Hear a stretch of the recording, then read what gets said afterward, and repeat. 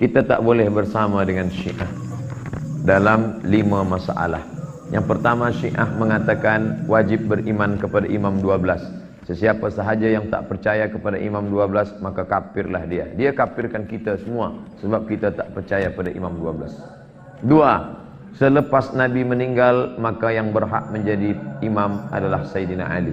Maka Abu Bakar dan Umar serta sahabat yang lain kafir kerana menyetujui Abu Bakar merampas kekuasaan Ali. Mereka mengatakan Abu Bakar laknatullah alaih. Tiga, kerana Quran itu dibuat-buat oleh Abu Bakar, Umar dan Utsman, maka Quran yang sekarang tak betul. Banyak kata-kata Ali yang dibuang. Maka Quran yang betul sedang dipegang oleh imam yang ke-12 yang sedang ada bersuruk bersembunyi di Sirdap, Irak. Dari Ustaz Abdul Somad, memang itu sejarah yang sangat klasik ya. Syiah memang menurut saya itu lebih ke politiknya. Asal-muasalnya memang itu gerakan politik ya. Perbedaan pendapat, ada semacam di situ politik kenegaraan tentang kekhalifahan yang diawali dengan perang Siffin antara Sayyidina Ali dengan Muawiyah, yang mana Sayyidina Ali sebagai khalifah sedangkan Muawiyah sebagai gubernur di Suriah.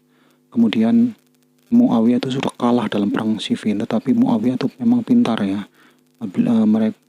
Muawiyah itu dengan pasukannya mengadakan perjanjian ya. Dan Amr bin As sebagai perwakilan Muawiyah di situ langsung membaiat Muawiyah.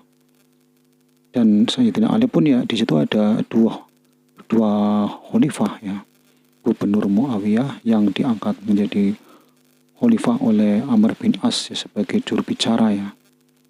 Kemudian di situ ada dua ya. Kemudian selang beberapa bulan itu Sayyidina Ali terbunuh, yaitu ketika sedang sholat subuh. Itu memang yang membunuh dalam sejarah adalah Khawarij ya, orang yang keluar dari Ali ya, Sayyidina Ali. Tapi saya melihatnya dari segi di situ kok ada dua khalifah ya. Yang satu diangkat oleh Amr bin As, kemudian dibaiat dalam perjanjian tahkim tersebut. Kemudian di situ Sayyidina Ali dalam posisi masih jadi khalifah, tiba-tiba terbunuh. Itu justru saya melihatnya kok aneh ya itu.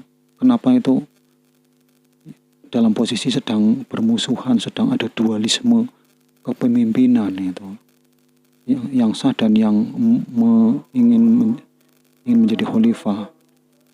Dan di situ ada dua. Dan di situ itulah muncul Syiah ya. Sayyidina Ali terbunuh, kemudian ada khalifah yang memberontak ya. Ada gubernur yang memberontak sehingga ini pengikut Sayyidina Ali sangat fanatisme ya. Kemudian diikuti lagi ada anaknya Sayyidina Ali yang bernama Husain ya. Husain ini diundang oleh orang Irak, oleh orang Basrah, bahwa di wilayah Basrah itu banyak yang menentang khalifah Yazid itu anaknya Muawiyah ya. Khalifah Yazid ditentang. Kemudian sampai gubernur Basrah dipecat. Kemudian gubernur yang menumpas gerakan di situ adalah gerakan Basrah, ternyata adalah gubernur Persia, yang mana gubernur Basrah tidak ada. Kemudian Basrah dan Persia digabung. Nah, gubernur Persia ini bernama Ubaidillah bin Ziyad bin Abu Sofyan. Ternyata memang ada saudara ya, ada saudara dengan Yazid ya. Sama-sama mbah ya, mbahnya Abu Sofyan, punya mbah namanya Abu Sofyan. Siapakah Abu Sofyan? Abu Sofyan adalah orang yang menjadi pemimpin kota Makkah pengganti Abu Jahal ya, itu kan. Ini memang ada memori masa lalu ketika jahiliyah ini. Nah, memang Husain ini mirip-mirip seperti mirip-mirip seperti Nabi ya, seperti Nabi Muhammad hijrah ke Madinah disambut dengan baik.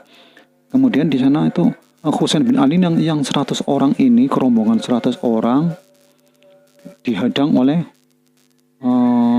gubernur Ubaidillah bin Ziyad bin Abu Sofyan. Disinilah di Karbala ya, terjadi pembantaian sampai Husain bin Ali dipenggal kepalanya dan disetorkan kepada Khalifah Yazid di Suriah. Termasuk rombongan-rombongan seperti wanita-wanita ya, yang di situ kan rombongan keluarganya Husain bin Ali itu ya, keluarga besarnya di situ. Di situ masih ada anaknya Husain bin Ali bernama Ali Zainal Abidin, dan masih ada lagi yang masih kecil yang bernama, yang masih bayi ya. Kemudian mereka yang masih ini dibebaskan dan pergi ke Mesir. Nah ini pengikut Sayyidina Ali dan anaknya itu yang sangat fanatik, itulah Syiah, dan menurut saya itu adalah lebih ke politiknya. Kalau sekarang Syiah memang paham Syiah ya, adanya ditambahi asyhadu alla waliyan waliyullah, itu kan waliyullah itu kan ada kan. Di sini memang pahamnya beda. Tapi memang Ali Zainal Abidin juga menurunkan beberapa seperti orang Toreko Satoria itu, kalau dirujuk ke sana sanadnya sampai kepada Ali Zainal Abidin, Husain bin Ali, kemudian Ali bin Abi Thalib di situ. Itulah jadi Syiah itu sebenarnya politik dulunya itu. Kalau sekarang memang saya tidak mengatakan paham Syiah itu sesat atau enggak. Kita harus mengecek ya. Memang yang dikatakan oleh Ustaz Abu Sumay memang kelihatannya sangat tidak sesuai dengan kita ya, beda dengan kita. Tetapi kita mengecek ke lapangan ya di sana. Yang ditanya ya itu duta besar Indonesia untuk Iran. Di sana dicek di lapangan seperti apa sih sebenarnya Islam Iran. Di Indonesia sebenarnya juga banyak ya yang seperti Syiah ya, tapi orang Indonesia itu tidak Syiah ya, seperti Syiah tapi tidak Syiah sama sekali, karena Syiah memang politik. Indonesia tidak mengenal masa lalu itu, tidak begitu mengenal, tidak begitu masuk dalam hatinya masalah politik seperti itu, masalah kekhalifahan. Yang di Indonesia itu ada kesamaan seperti ya, yang ada di Padang dan lainnya itu, Asuro itu Ngasura itu sama dengan 1 Muharram, 10 Muharram itu kan Karbala ya, itu ada kesamaan. Tapi Indonesia tidak mengenal masalah politik zaman dulu tuh, nggak mengenal, walaupun membaca pun tidak mengena ke hati ya, bahwa orang Indonesia tidak mengenal masalah keluarga Nabi, masalah itu keluarga Nabi, keluarga dihormati, itu semuanya dihormati itu.